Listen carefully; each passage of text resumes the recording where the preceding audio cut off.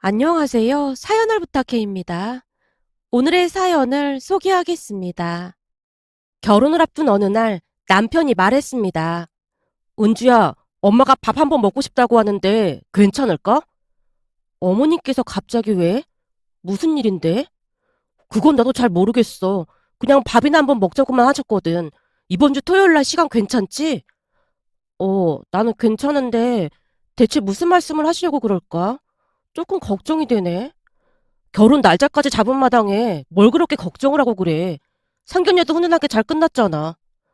그건 그런데 아무래도 내가 혼수를 많이 해가는 것도 아니고 민우 씨 집에 비해 우리 집이 많이 기울잖아. 아무 말씀 안 하셔도 그냥 눈치가 보여. 기어 들어가는 목소리로 말을 하다가 고개를 푹 숙이고 말았는데요. 사실 제 성격은 몹시 소심하고 매사 불안 증상이 있었습니다. 너무 심한 나머지 상담을 받은 적도 있었으니까요. 기질 자체가 예민해서 더욱 그렇다는 말을 들었거든요. 그 말에 가만히 생각을 해보니 문득 아빠의 모습이 스쳐 지나갔습니다.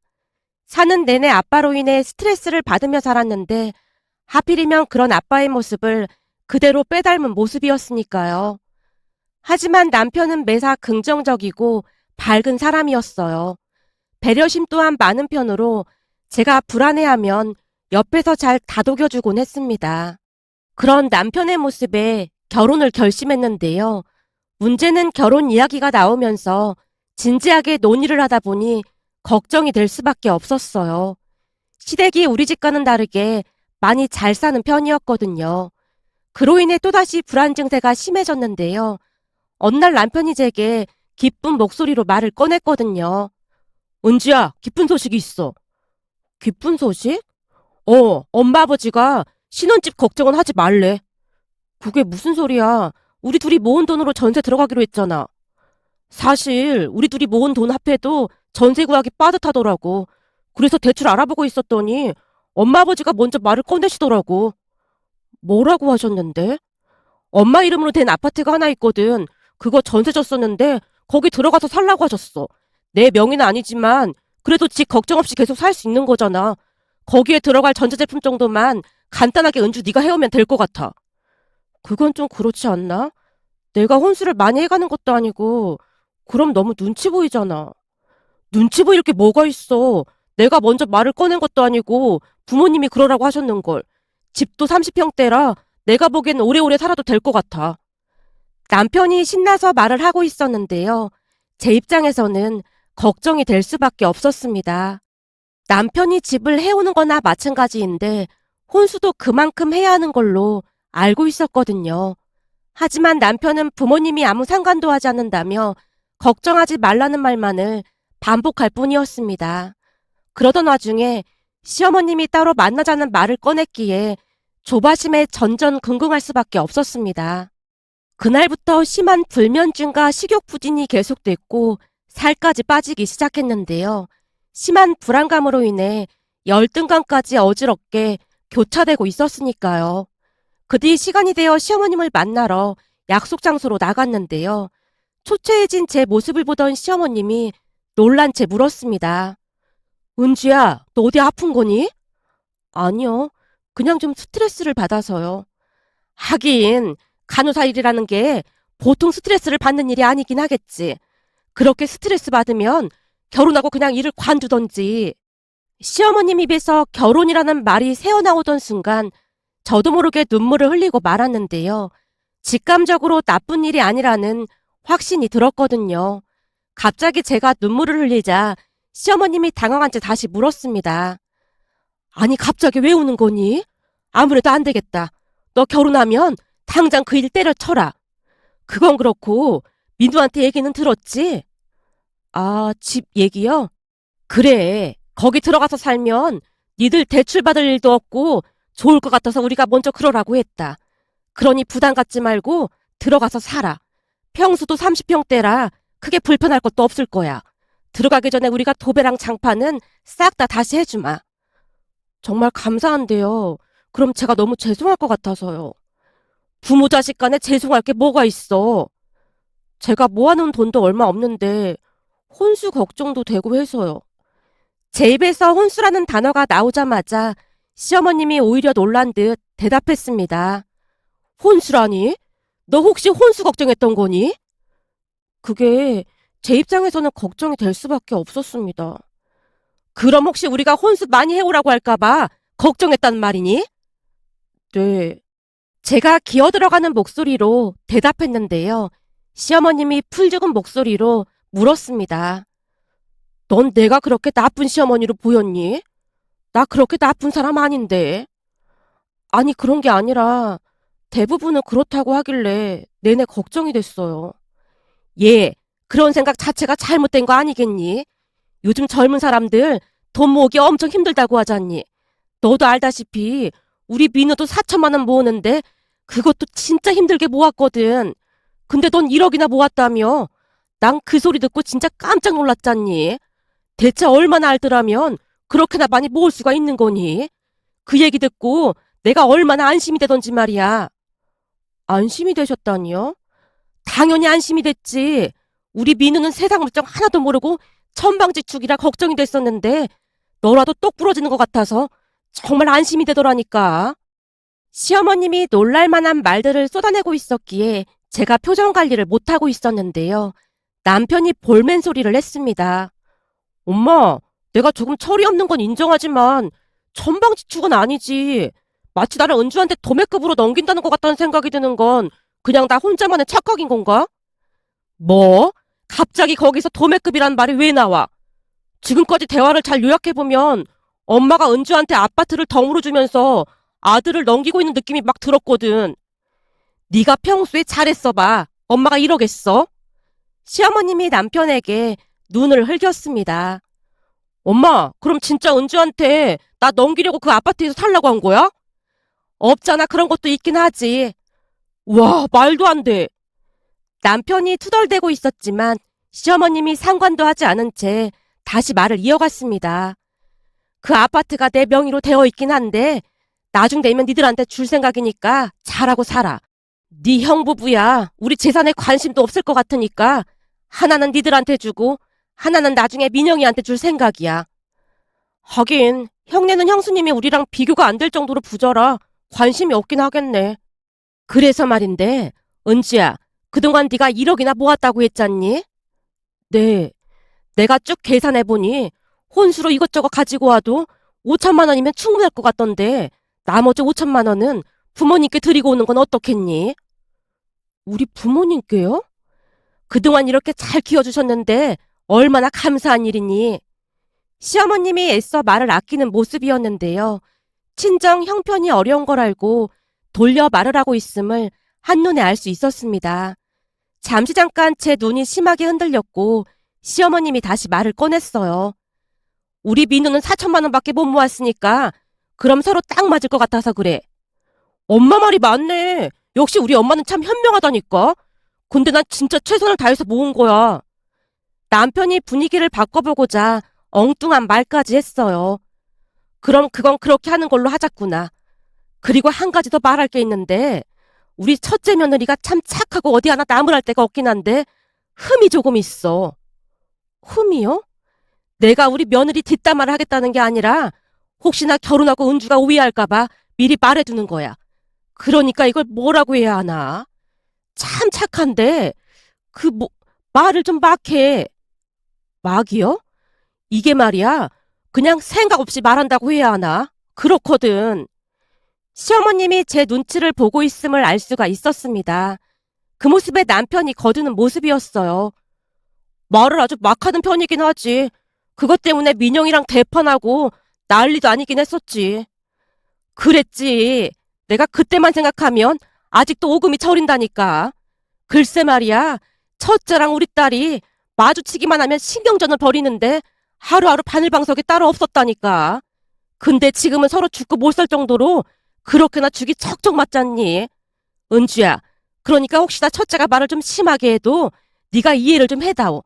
무슨 말인지 알겠니? 네, 알겠습니다. 저도 노력해볼게요. 고맙다, 고마워. 그리고 아까 말한 건 말이야. 꼭 부모님께 감사하다고 말씀드리고 꼭 드리고 와라. 네, 알겠습니다. 라며 제가 안도의 한숨을 내쉬고 있었는데요. 그동안 걱정했던 것들이 순식간에 날아가 버린 것 같아 오랜만에 홀가분했거든요. 그 뒤 저는 부모님께 5천만 원을 드렸습니다. 처음에는 부모님이 말도 안 된다며 손사래를 쳤지만 자주 몸이 아픈 아빠 병원비부터 챙겨야 할 게 한두 가지가 아니었거든요. 아빠가 공사 현장에서 일을 하다가 사고를 당하신 뒤로 주기적으로 병원을 다니고 있었어요. 그로 인해 엄마가 집안 생계를 책임질 수밖에 없었고요. 시어머님은 우리 집 사연을 잘 알고 있었고 제 마음을 꿰뚫어보고 있었던 것 같습니다. 그렇게 우리는 얼마 뒤 결혼을 했습니다. 제가 결혼을 하고 난 뒤 부모님은 제 도움을 일체 받지 않으려고 했는데요. 아무래도 친정 가족들로 인해 시부모님께 밉보이지는 않을까 노심초사하는 모습이었어요. 그렇게 저는 처음으로 안정적인 생활을 하기 시작했습니다. 특히나 시어머님은 정말 좋고 현명한 분이셨어요. 그 현명함에 절로 고개가 숙여질 정도였는데요. 신혼여행을 다녀온 뒤 시댁에 간 날 식사를 한 뒤 제게 조용히 말했어요. 은주야, 우리 잠깐 산책 좀 하고 올까? 아참, 앞으로도 은주라고 부르고 싶은데 괜찮지? 난 이름으로 부르는 게 더 편하구나. 그럼요. 이름으로 불러주셔서 저도 감사한걸요. 근데 지금 산책 가시게요? 그래. 배도 부르고 답답하기도 해서 잠깐 나갔다 오고 싶은데 너랑 같이 가고 싶구나. 같이 가줄 거지? 물론이죠. 라며 제가 시어머님을 따라 밖으로 나갔는데요. 집 앞 공원을 산책하던 시어머님이 나무 벤치를 가리키며 물었어요. 저기 앉아서 보면 경치가 참 좋은데 우리 잠깐 저기서 쉬었다 갈까? 네. 어때? 나오니까 시원하고 좋지? 내가 이 동네를 좋아하는 이유가 바로 이 공원 때문인데 공원에 나무가 참 많아서 좋아. 온 사방에 나무로 가득해서 숲속에 온 것 같지 않니? 봄이 찾아오면 꽃이 만발하는데 그 꽃도 예쁘지만 난 저 나무들이 너무 좋아. 그 혹독한 겨울을 보내고 한결같이 싹을 틔우고 우리에게 저렇게 파릇파릇한 나뭇잎을 선물하잖니. 난 말이다. 저 녹색을 보고 있으면 근심 걱정이 다 사라지는 것 같아. 네, 정말 좋은 것 같아요. 네 시아버지가 몇 번이나 이사 가자고 했지만 내가 싫다고 했다. 여기 나무들이 많이 그리울 것 같았거든. 시어머님이 행복한 얼굴로 나무들을 둘러보다가 눈을 감았는데요. 잠시 후 눈을 뜬 시어머님이 제게 말했어요. 은주야, 넌 이제 우리 가족이야. 그러니까 항상 행복한 생각만 하렴. 혹시 무슨 일이 생기면 우리가 널 지켜줄 테니 마음을 편히 가지란 말이야. 너 나 믿지? 그럼요. 친정 부모님보다 더 의지하고 있는걸요? 순간 제 목소리가 촉촉해져 있었는데요. 그동안 힘든 친정 부모님을 챙기느라 홀로 살아남으려 참 애쓰고 살았다는 생각이 들면서 제가 너무나 가엾게만 느껴졌습니다. 시어머님은 그런 제 마음을 꿰뚫어보고 있었고요. 제 얼굴에 안타까운 신경이 드러났던 모양으로 시어머님이 어깨를 토닥이며 말했어요. 그동안 열심히 살아줘서 참 고맙다. 넌 아주 잘 해냈어. 그 한마디에 눈물을 주체할 수가 없었습니다. 그동안 고생했던 모든 것들을 보상받는 그런 느낌이었으니까요.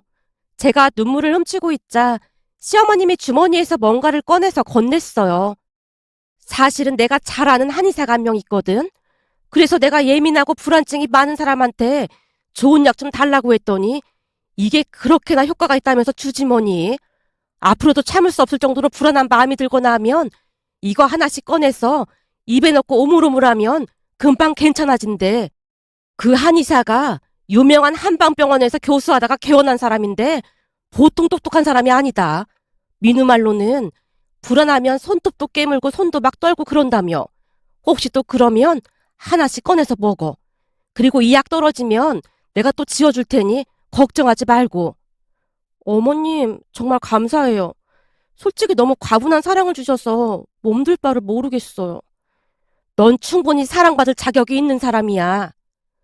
평소 시어머님은 시를 즐겨 읽고 시도 직접 쓴다는 말을 남편에게 듣긴 했지만 그토록 감수성이 풍부할 줄은 상상도 못하고 있었는데요. 그동안 제가 살아온 세계를 한 번에 뒤엎었다고 해도 과언이 아닐 정도로 매일같이 제게 새로운 세계를 만들어줬습니다.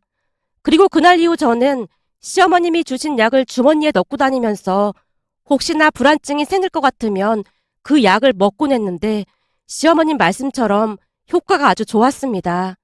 조금씩 안정을 찾아가면서 얼굴 표정이 바뀌어 갔으니까요. 그렇게 저는 하루하루 평안을 찾아가고 있었습니다. 하지만 그렇다고 해서 아무 문제가 없었던 건 아니었어요. 결혼 전 시어머님이 말했던 것처럼 형님의 말투로 인해 상처를 받았거든요. 형님은 부잣집 딸로 얼마나 귀하게 자랐는지 한눈에 알 수가 있었습니다. 모든 것에 거침이 없었으니까요. 처음 형님에게 큰 충격을 받았던 사건이 있었는데요. 그날도 여느 날과 다름없이 병원에서 근무를 하고 있던 중에 형님에게 전화가 걸려왔습니다. 동서, 나 동선의 병원 근처에 있는데 커피 좀 사다 줄까? 아니에요, 형님. 괜찮아요. 그리고 마음 써주셔서 감사해요. 잠깐인데 들렀다 갈게. 내가 여기서 커피랑 케이크 먹었는데 엄청 맛있더라고. 진짜 괜찮은데. 제가 정중하게 거절을 했음에도 굳이 오겠다는 형님을 말릴 수가 없어서 더 이상 말리지 않았습니다. 그런데 하필이면 그쯤에서 병원에 왔던 한 아줌마 환자가 불만족스럽다며 고래고래 소리를 질렀어요. 그 아줌마는 병원에서 진상으로 아주 유명한 사람이었는데요. 대기 환자가 많이 있으면 간호사에게 먼저 해달라고 막무가내로 때를 쓰던 사람이었어요. 내가 말이야 이 병원 단골인데 서비스를 이따위밖에 안 해주고 말이야. 내가 여기저기 소문 다 낼 거야. 내가 올 때마다 그 비싼 비타민 주사를 꼬박꼬박 맞고 있는데 이런 취급을 해? 눈치껏 먼저 해줄 수도 있잖아. 죄송합니다. 보시다시피 번호표 뽑고 대기하는 분들이 많아서요. 뭐? 아주 꼴값을 떨고 앉아있네. 다른 간호사들은 눈치껏 해주는데 대체 너는 왜 그렇게 빡빡하게 구는 거야? 죄송합니다. 정중하게 말씀해 주시겠습니까? 제가 차가운 표정으로 환자에게 또박또박 말하고 있었는데요. 그동안은 그 환자가 워낙 난동을 부려대니 귀찮아서 몇몇 간호사가 그냥 해줬던 모양이었어요. 하지만 저는 원칙대로 했을 뿐인데 환자가 제게 삿대질까지 하며 고래고래 소리를 질러댔습니다. 이게 어디서 눈을 부라리고 있어? 여기 원장실이 어디야? 아까 보니 너 나한테 인사도 안 하더라. 새파랗게 젊은 게 어디서 엄마뻘 되는 사람한테 이따위로 행동해. 아줌마 환자가 더욱 흥분하기 시작했는데요. 하필 그때 형님이 병원으로 들어오고 있다가 그 모습을 보고 말았고 곧장 우리에게로 성큼성큼 걸어오던 형님이 환자에게 말했어요. 아줌마, 간호사 선생님한테 왜 막말을 하는 겁니까? 하물며 식당에서도 번호표 받고 기다리는데 병원에서 새치기를 해요? 저렇게 기다리고 있는 분들은 시간이 남아 돌아서 기다리고 있는 줄 알아요? 저기 어르신이 아줌마보다 연세도 훨씬 많아 보이는데 아프신데도 참고 기다리고 계신 거 안 보여요? 라며 형님이 의자에 앉아있는 할머니를 바라봤는데요. 그 할머니가 벌떡 일어나더니 소리쳤어요. 내내 시끄러워서 기가 따가웠는데 그 젊은 사람이 말 한 번 잘했네. 요즘도 저런 정신나간 여편네가 있다니. 세상 말세다 말세야. 야 이 정신나간 여편네야. 그렇게 빨리빨리 가져오면 저승 갈 때도 한번 새치기 해봐. 내가 네 얼굴 기억해뒀다가 저승 사자 오면 네가 새치기 하고 싶어 한다고 꼭 전달하려니까. 할머니의 재치에 여기저기서 웃음이 터져나왔고 잠시 후 사람들이 다들 아줌마 환자를 비난하기 시작했습니다. 그 바람에 얼굴이 시뻘개진 채 아줌마가 도망치듯 병원을 나갔고요. 아줌마가 병원을 나가는 모습에 고마운 마음이 들어 조용히 말했어요. 형님, 정말 감사해요. 잠시만요. 우선 마음을 안정시켜주는 한약을 하나 먹어야겠어요. 제가 주머니에서 시어머님이 준 한약을 꺼내서 입안에 넣고 있었는데요. 순간 형님 입에서 산통 깨는 말이 튀어나왔습니다. 동서, 쥐꼬리만큼 월급 주는 이런 병원에서 뭐 한다고 이렇게 고생을 하고 있어. 그러게 내가 운영하는 카페에 와서 매니저나 하라고 몇 번이나 말했잖아. 동서는 대학도 나름 좋은 대학 나왔는데 왜 이런 데서 욕을 먹으면서 살고 있어? 나는 이름 없는 점대 나왔는데 유유자적하면서 잘 살고 있잖아. 이래서 죽어라 공부할 필요도 없다니까. 약간은 한심한 얼굴로 바라보고 있었습니다. 순간 마음속 깊은 곳에서 뭔가가 꿈틀거리려던 찰나 형님이 쿨하게 다시 말했어요. 저기 커피랑 케이크 있는데 병원 식구들하고 같이 먹으라고 내가 넉넉하게 샀어. 스트레스 받을 때는 달달한 게 최고잖아. 순간 형님이 가리키는 쪽을 봤는데요. 탁자 위에 어마어마한 양의 커피와 케이크 있었습니다. 형님이 참 이상했던 것이 입을 열 때마다 분명 가시돋친 말을 하는 것 같은데 이상하게 그 가시가 박히지 않게 하는 재주가 있었다고 해야 할까요? 암튼 참 이상한 재주가 있는 사람이었습니다. 냉탕과 온탕을 오가는 형님의 말에 어리둥절해하고 있던 순간 형님이 다시 말을 꺼냈어요. 근데 어머님께서 주셨다던 그 약 말이야.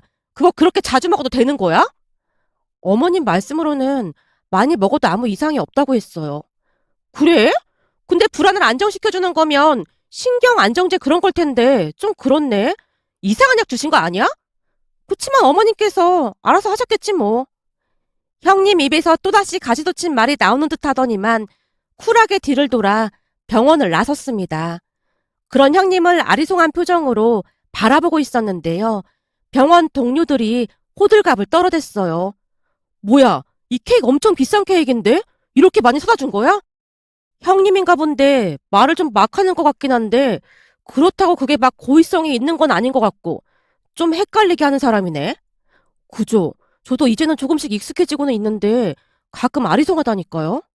그치만 이 비싼 걸 이렇게나 많이 사다 준 거 보면 은주쌤을 싫어하는 것 같진 않은데 암튼 덕분에 우리만 포식하게 생겼네. 잘 먹을게.